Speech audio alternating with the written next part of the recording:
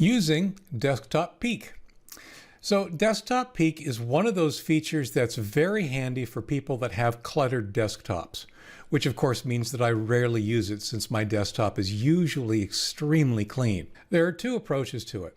One is if we take a look at this little tiny sliver at the end of the taskbar on the right-hand side, if you simply click on it, it shows you the desktop. If you click on it again, it brings everything back, although unfortunately not necessarily in the same order that they were when you started. If instead you right-click on it and make sure that Peek at Desktop is turned on, now when you hover over it, the windows on your desktop will become transparent.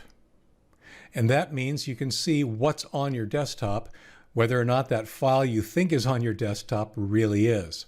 If you now click on it, then again everything gets minimized and your desktop is completely clear for you to interact with.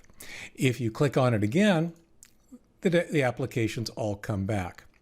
But Desktop Peek is an interesting approach to managing what's on your desktop, allowing you to see it or not see it as the case may be very easily while you're doing other things. Hope that was helpful. I'm Leo Notenboom. This is askleo.com.